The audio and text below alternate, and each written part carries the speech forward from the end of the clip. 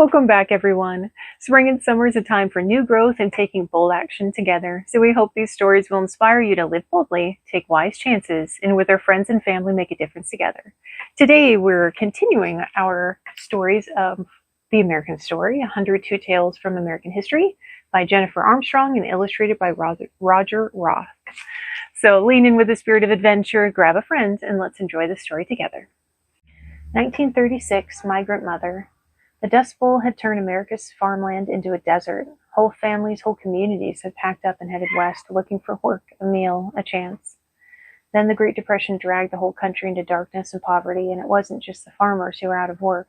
It was nearly everybody. A great leader was required to help set the United States back on its feet, and that was Franklin D. Roosevelt. He had a plan, a New Deal, which provided jobs and relief to hundreds of thousands in America. Dorothea Lange was a photographer. Jobs were hard to come by for everyone, especially artists. When Lange got the chance to take photos of broken homeless farmers for the government, she grabbed it. On a small budget, she drove around the croplands of California in the early spring, documenting the condition of the migrants looking for work. Hey, Andy, you want to come up? Looking for work as sewers, pickers, and packers. By March, she was cold, tired, maybe, depressed from the misery she had seen and ready to go home. I was on my way and barely saw a crude sign with pointing arrow which passed by at the side of the road saying Pea Pickers Camp, she wrote later. But on the corner of my eye I did see it. I wanted to stop and didn't. Then accompanied by the I get that. My photography trips, there were so many times where, you'd see something and you just kind of wish you didn't see it because you're so tired and exhausted. But you turn anyway, because you never know. Then, accompanied by the hum of the windshield wipers, arose an inner argument. Dorothea, how about the camp back there? What is the situation back there? Are you going back?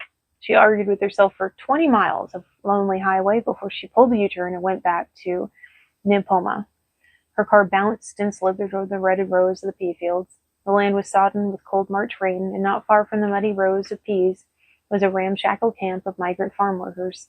Dorothea took her camera and began walking towards a tent where a woman sat nursing a dirty baby with two other children huddled close. The woman's name was Florence Thompson. She had left Oklahoma more than 10 years earlier when the farm dried up and blew away. Now her husband had died, leaving her stranded in Nimpoma with 5 kids and 1 on the way. Oof, and pregnant. She and her children were as broke and hopeless as a family could be. Florence Thompson would later say, you couldn't get no work, and what you could was very hard and cheap. I'd leave home before daylight and come home after dark, grapes, taters, peas, whatever I was doing. Barely made enough each day to buy groceries that night. I'd pick 400 or 500 pounds of cotton every day. I didn't even weigh 100 pounds. We just existed. We survived. Let's put it that way.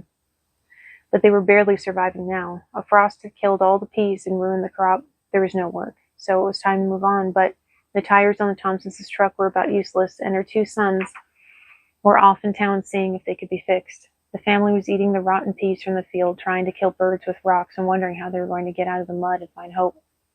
Florence Thompson was broke with no home, no job, no way out. She was 32 years old. Lange took 5 pictures of Thompson that day, walking closer with every click of the shutter. There she sat in that lean-to tent with her children huddled around her. Lange wrote, and seemed to know that my pictures might help her, and so she helped me. At the time, neither woman knew that one of those 5 shots was soon to become the most famous picture of the Great Depression.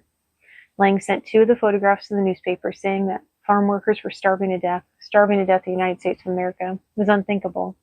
Within days, food and relief were pouring into the migrants' camp, and new programs were started to address the problem. It wasn't until later that year that the most important of the 5 pictures, Migrant Mother, was published. Nobody who saw it would ever be able to ignore or forget about the migrant farmers again. And there's a note here. Important photographs have been powerful influences on public opinion. See 1945 for another image that's become part of the American mythology. We probably don't need them. All right, so I have for you guys, it mentions a picture but doesn't show it, so I want to make sure that you saw it. All right, is that good? All right, so there she is. And that's the thing about photography. I mean, other forms of art are amazing. I can't do them, fantastic, beautiful. But there is something about photography and videography that is just different. That can, now it can't capture everything the eye can see, but it's just something different when you can really see and grasp what something really looks like. And yeah, so certain photographs have created great change, and that's wonderful when that happens.